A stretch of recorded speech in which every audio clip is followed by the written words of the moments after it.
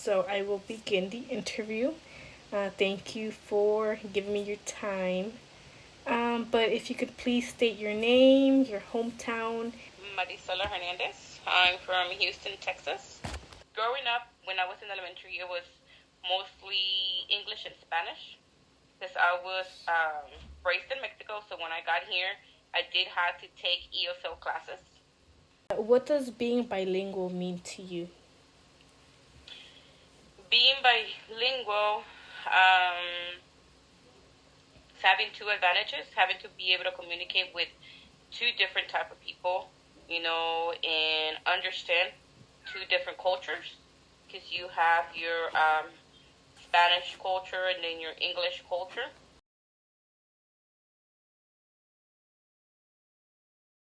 Because I can communicate very well with both, and I can assist several people in different situations, and even job wise, I am considered, and I do apply as a bilingual to have better opportunities. Okay, great. And do you feel if one labels themselves as a bilingual person, they have to speak a certain amount of Spanish with a certain amount of English, or do you feel as if there is no rubric as long as you know some words in Spanish and some in English, you're considered a bilingual? I think you have to be fluent bilingual to be considered bilingual. Because the whole point of being bilingual is because you are able to speak right, the proper language. Bilingual education, to me, will be someone that, they can relate to you. They can come down kind of like to your level, to the kids' level, and, teach him and approach him differently.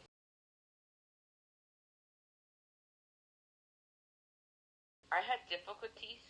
I know I wasn't fluent in English. I did have a lot of issues, catching up with work and stuff like that.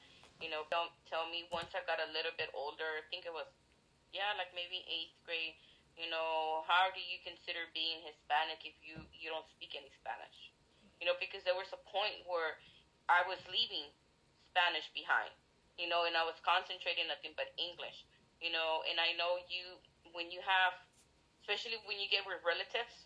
Did you ever question, like, at those moments, did you ever question, like, am I actually bilingual? Am I actually this or that?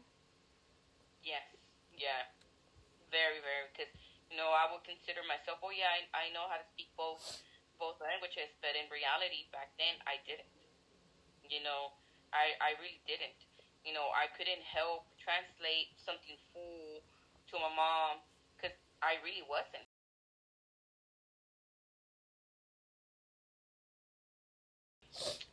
We did have a teacher back when I was in second grade, if I can remember correctly.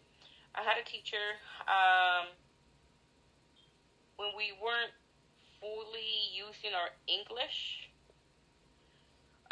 words. She used to get very mad, and she used to tell us, we're not in Mexico anymore.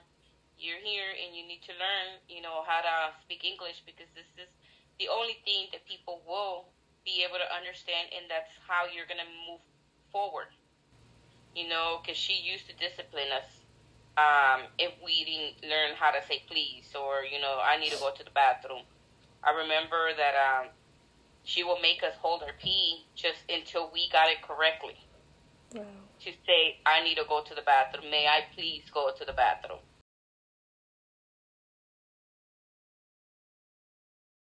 Yeah, at the beginning, yes. Because that was the priority. You know, they would tell you you can't do anything without you learning English. You know, you have to. It wasn't a must. It's like you have to learn English before you go to the next grade level.